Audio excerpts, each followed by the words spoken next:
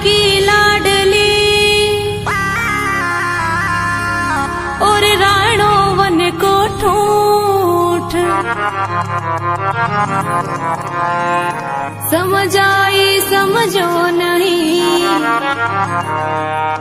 ले जाती बैंकू। राणा जी में कोई प्रकार की नरमाई को नहीं करड़ाई थी। जिके आदमी में करड़ाई हुए वो भगवान की प्राप्ति को नहीं कर सके। मीराबाई में नरमाई थी, जन भगवान की प्राप्ति कर ली तो केवे नरमाई में नफो घणो करड़ाई में कांटा। करड़ाई करी राजा रावण जद राम जी ठोक ठोकर काट दिया आंटा। एक दिन राणा जी रात का सुता हा, मीराबाई तो आपरे पीर गिवड़ा हा। तो राणा जी ने सपनो आयो कि हमारी रानी मीरा भगवा ले लिया। तो वे सुबह रवाना हुए मीरा रे देश। तो आपने बहुत ही सुंदर भजन सुना रही हूँ, ध्यान लगा सुनिया।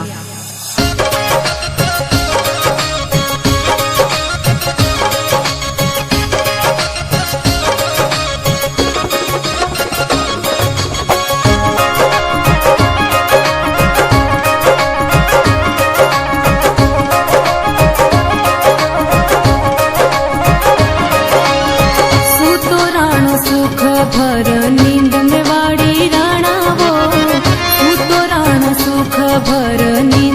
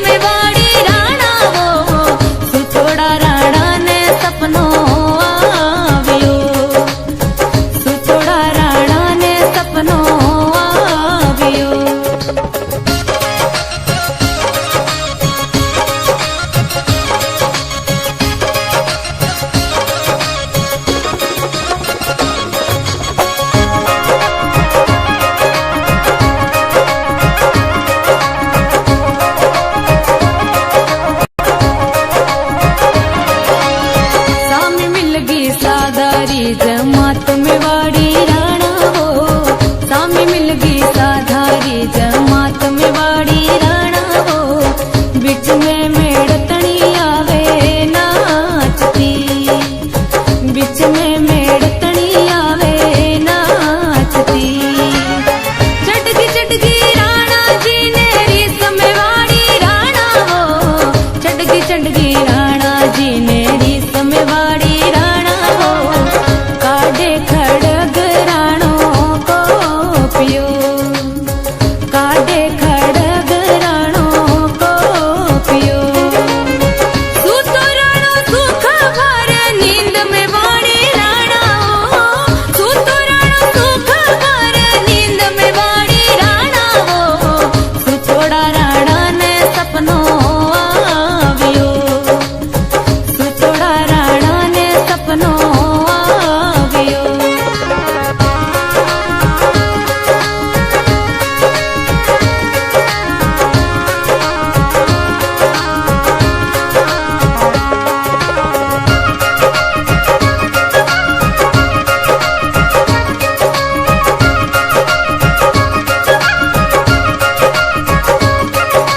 मीरा हो गई एक कणरी हजार में वाड़ी राणा हो, मीरा हो गई एक कणरी हजार में वाड़ी राणा हो, किण किण मीरा ने राणो मारती, किण किण मीरा ने राणो मारती। मोड़ो जाग्यो मूर्ख गीवार में वाड़ी राणा हो, मोड़ो जाग्यो मूर्ख गीवार में वाड़ी राणा हो, पेला लखतो तो सुरगा जावतो, पेला लखतो तो सुरगा जावतो। सूतो राणो सुख भर नींद में वाड़ी राणा हो, सूतो राणो सुख भर नींद में वाड़ी राणा हो, सुतोड़ा राणा ने सपनो आवियो, सुतोड़ा राणा ने सपनो आवियो।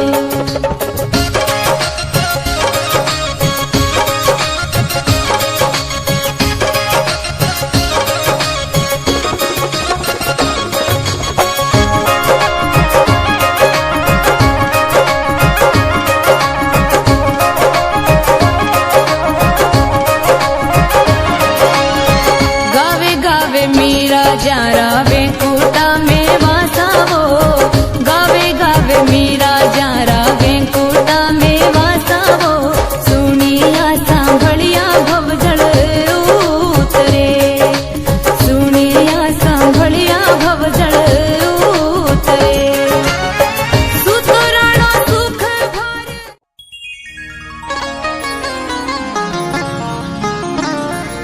दादू दुनिया बावली और बात करे गेली, रोटी देसी राम जी दो पारा पहली।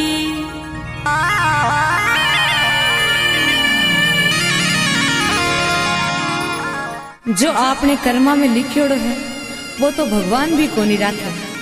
एक बात और है, कर्म किन केवे जिको आपा कर रिया है। आछो करो तो आछो मिली और माड़ो करो तो माड़ो ही मिली। आजकल लोग काई करे, देखा देखी साजे जोग, चीजे काया बदे रोग। भगवान पर भरोसा तो राखनो पड़ी। तो बहुत ही सुंदर वाणी आपरे बीच गा रही हूँ, सुने और ग्रहण करें।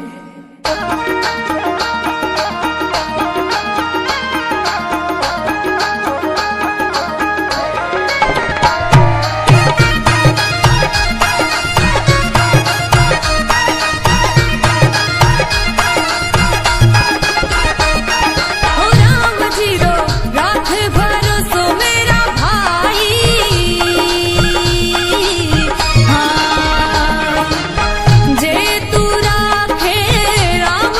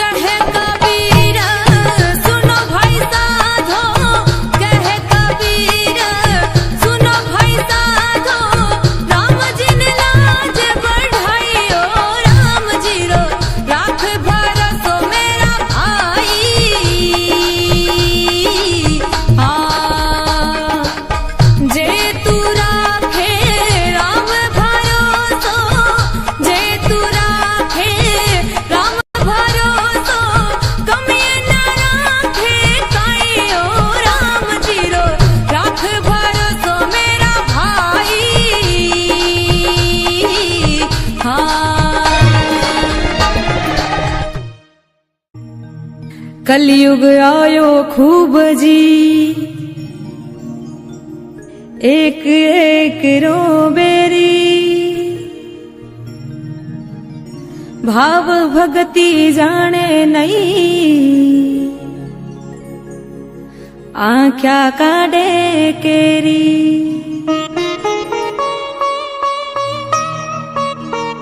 सतयुग में सत धर्म होता, त्रेता में तप राची, द्वापुर में पाठ पूजा और कलयुग में सुमिरना साची। द्वापुर में श्री कृष्ण भगवान पांडवों को कह दिया कि हे पांडवों, कलयुग में कल्याण भजन कीर्तन गौ माता और माता पिता की सेवा करने से ही हो जाएगा। और यह भी कह दिया खान पान और दिनचर्या बिगड़ जाएगी और मान मर्यादा भंग हो जाएगी। क्या कहा भगवान ने, सुनिएगा।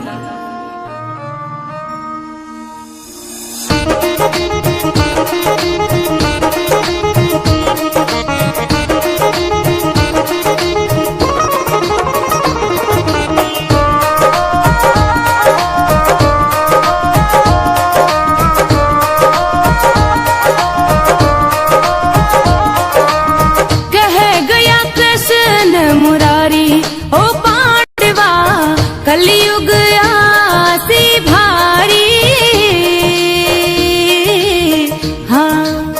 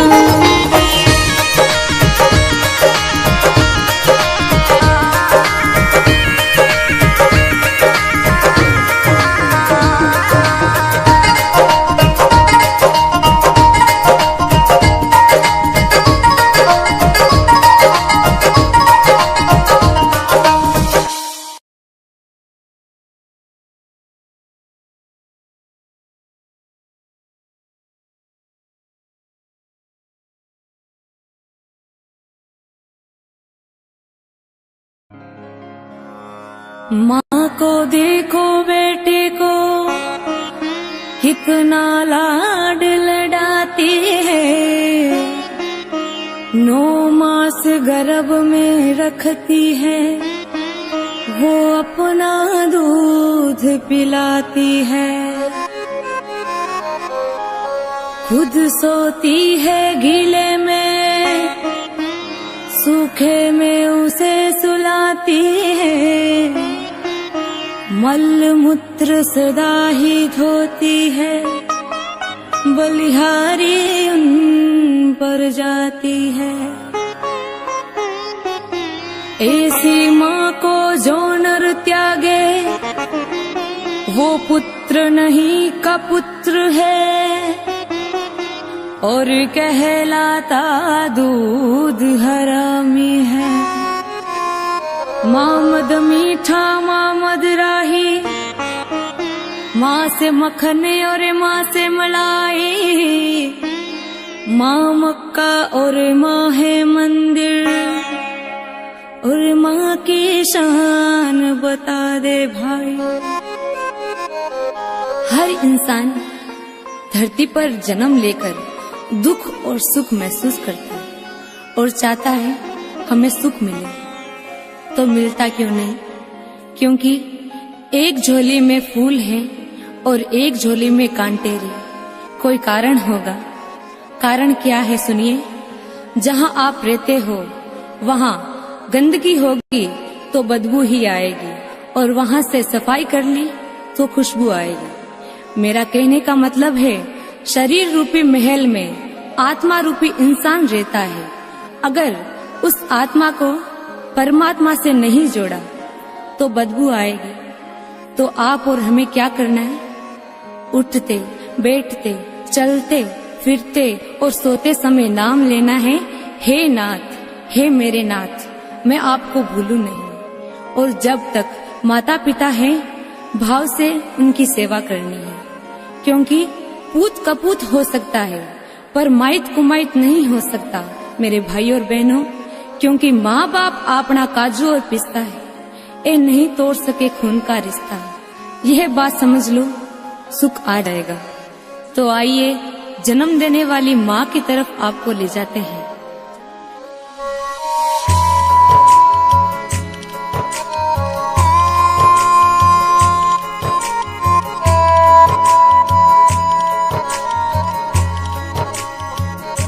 तू कितनी अच्छी है, तू कितनी प्यारी है, प्यारी प्यारी है। ओ माँ, ओ माँ, ओ माँ, प्यारी माँ। तू कितनी अच्छी है, तू कितनी प्यारी है, प्यारी प्यारी है।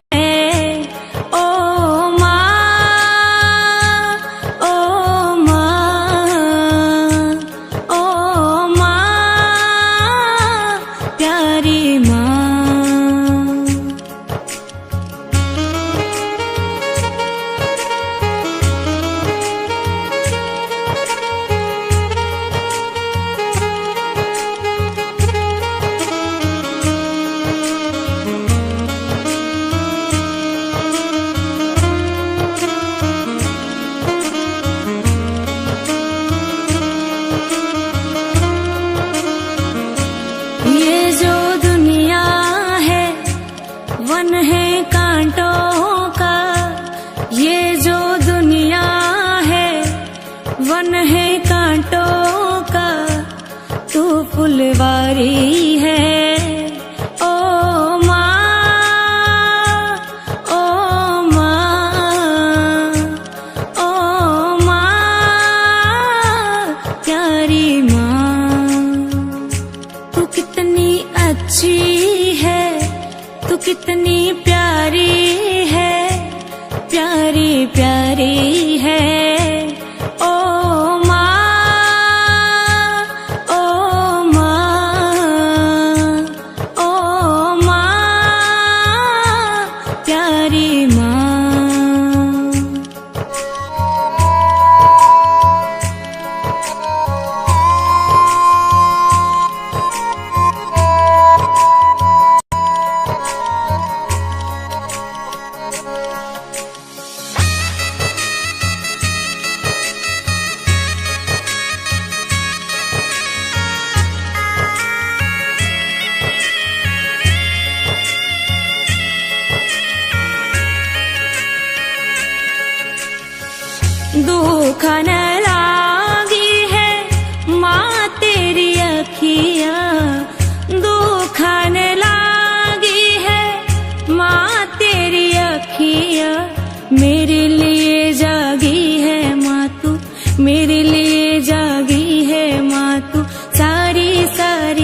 किया मेरी निंदिया पे, अपनी निंदिया को, मेरी निंदिया पे, अपनी निंदिया को तूने वारी है।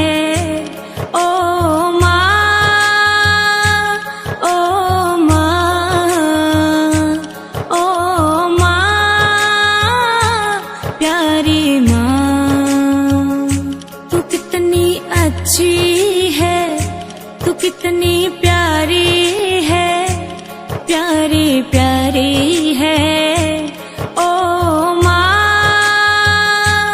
ओ माँ, ओ माँ, प्यारी माँ।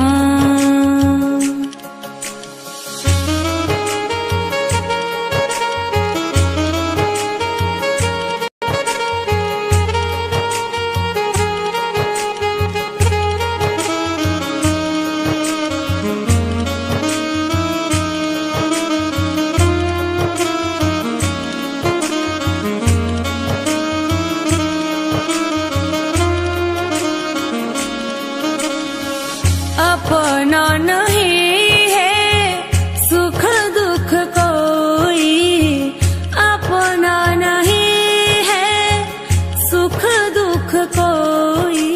मैं मुस्काया तू मुस्काई, मैं रोया तू रोई, मेरे हंसने पे ओ मेरे रोने पे, मेरे हंसने पे ओ मेरे रोने पे तू बलिहारी है।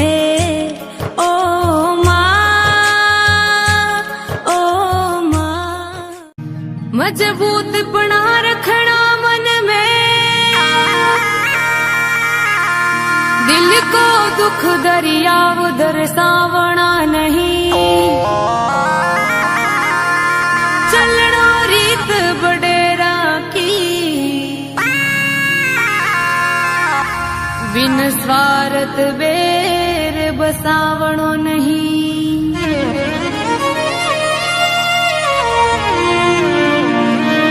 उपकार भलाई ना हो तो हो, हरि से ये हेत हटावणो नहीं। चिमने से कहे हंस रेवणो सदा, मर जावना है फिर आवना नहीं। जाको राके साइया मार सके ना कोई, बाल ना बांका कर सके जे जुगबेरी होय। आपके साथ कोई भी घटना घट जाए, किसी के आगे रोना मत, उस दुख से जीतना है। मनुष्य जन्म इसलिए ही तो मिला है, समझ, ज्ञान, सेवा और भजन करने के लिए। होनी होकर रहेगी, अनहोनी होगी नहीं। तो इस भजन को ध्यान से सुनिएगा। मेरा सुनीता स्वामी ऑफिशियल चैनल में शास्त्रों के भजन से जुड़े रहिए।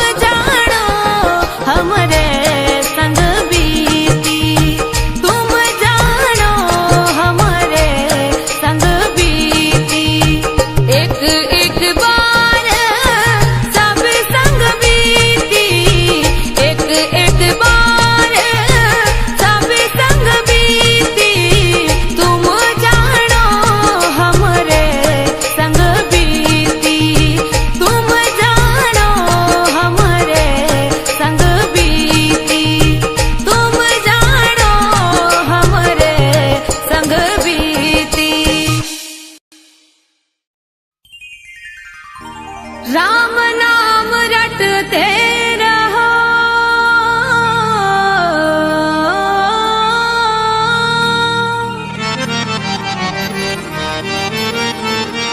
और जब लग घट में प्राण,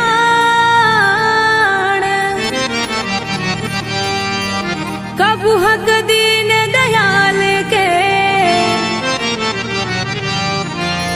तो भन कपड़ेगी कान। राम नाम लियो नहीं, और कियो न हरि से हेत, वो नर जैसे जावसी,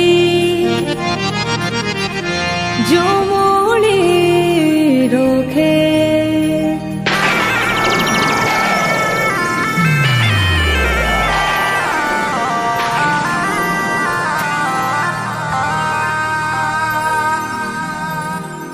जब संसार रचियो तो भगवान 4 युग बनाया। किसा किसा? पहला सतयुग, और दूसरो त्रेता युग, तीसरो द्वापुर, और चौथो कलयुग। आज चारों युगारी महिमा, कर्म, कानून, नियम, मोक्ष, उम्र, समय सब अलग अलग बनाए। किस प्रकार है ध्यान लगाए समझो। सबू पहला आयो सतयुग।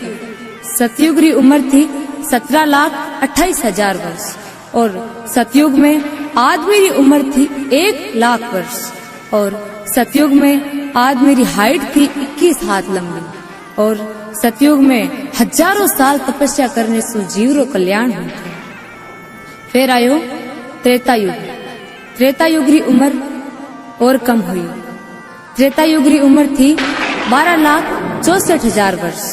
त्रेता युग में आदमी री उम्र और कम हुई 10,000 वर्ष, और त्रेता युग में आदमी री हाइट ही 14 हाथ लंबी, और त्रेता युग में यज्ञ और दान करने से जीव रो कल्याण होतो। मेरे बाद में आयो द्वापुर।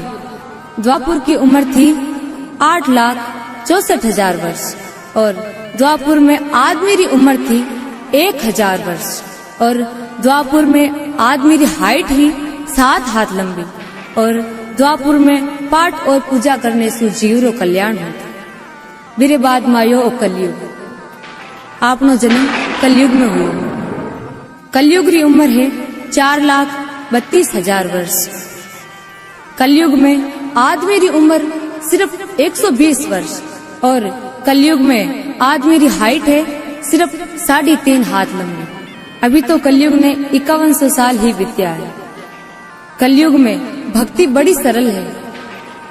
संत महात्मा कहवे, कलयुग केवल नाम आधारा, सुमर सुमर नर उतरो पारा। बस इतनी बात है। कलयुग में संत श्री दरियाव जी महाराज हुआ। हमारे नागौर जिला में गांव रेण में धाम है। वे लिखियो, हाथ काम मुख राम, हृदय साची प्रीत, दरिया संगत साध की आही है उत्तम रीत। भजन नहीं करे जका ने सुखदेव जी महाराज समझावे है कि भजन रे माध्यम से।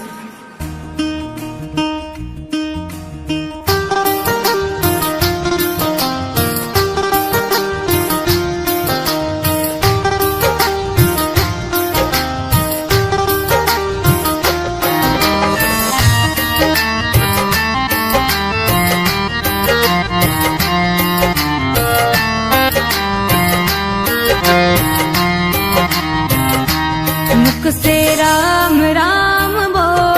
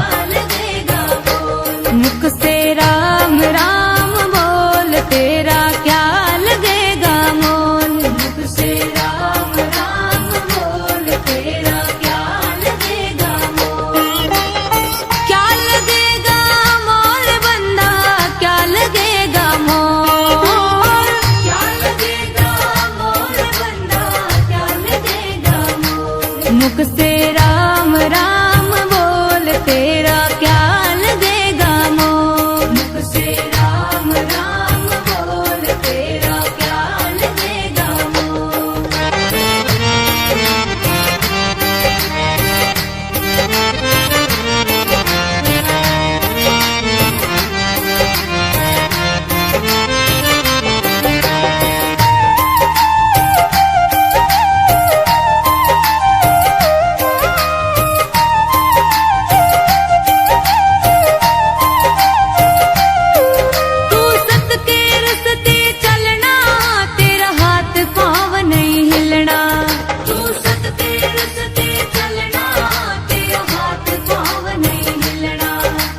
सच्ची वाणी बोल तेरा क्या लगेगा मोल। तू सच्ची वाणी बोल तेरा क्या लगेगा मोल। मुख से राम राम बोल तेरा क्या लगेगा मोल। मुख से राम राम बोल तेरा क्या लगेगा मोल। क्या लगेगा मोल बंदा क्या लगेगा मोल।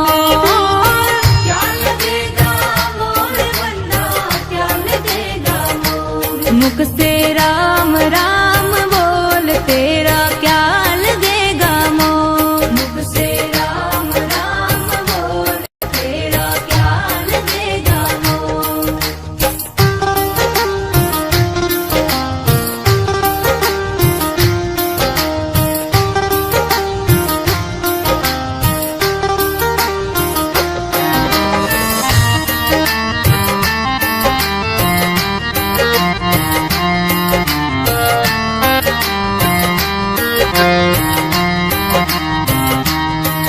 सुखदेव मुनि समझावे थारो फेर जन्म नहीं आवे।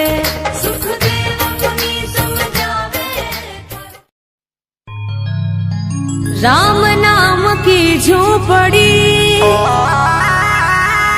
और पापी के 10 गाँव। आग लगो उस गाँव में जहाँ नहीं है राम का नाम।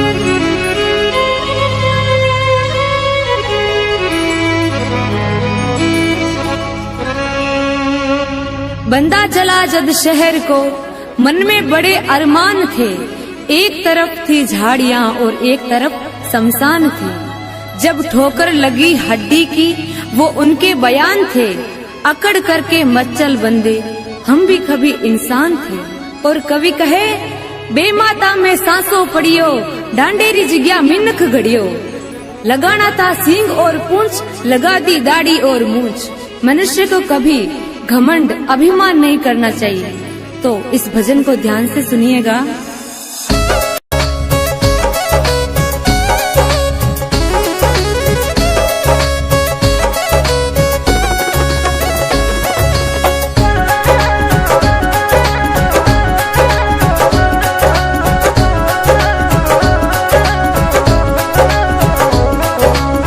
इतरो अभिमान बंदा क्यारो करे रे। इतरो गोमान बंदा क्यारो करे। जिवड़ा क्यारो करे रे। कर ले तू जतन हजार आखिर एक दिन जानो पड़े बिरा।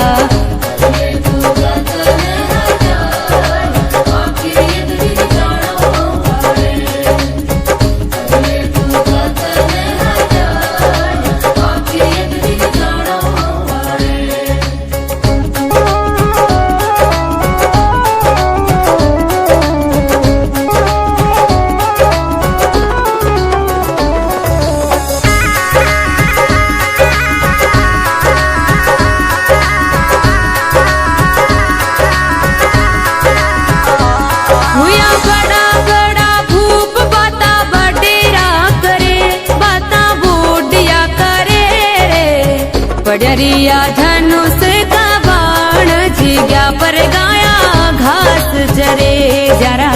पडरिया धनुष का बाण जिग्या पर गाया घास चरे। इतरो अभिमान बंदा क्यारो करे रे।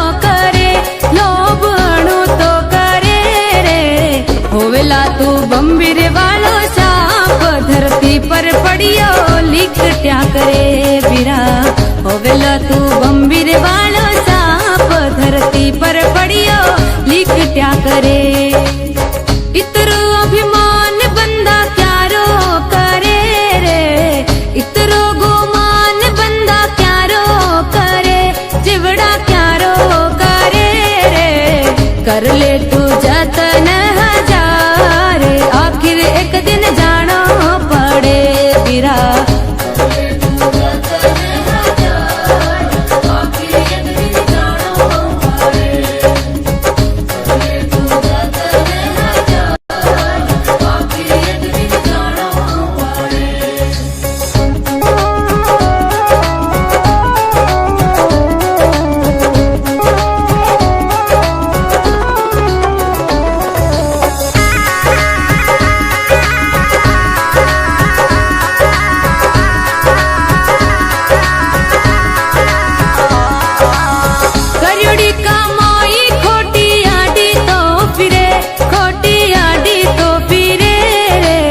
लेवे कोनी राम जीरो नाम सत्संग में बैठो बाता करे बिरा लेवे कोनी राम जीरो नाम सत्संग में बैठो बाता करे इतरो अभिमान बंदा क्यारो करे रे इतरो गुमान बंदा क्यारो करे चिवड़ा क्यारो करे रे कर ले तू जतन आखिर एक दिन जाना पड़े बिरा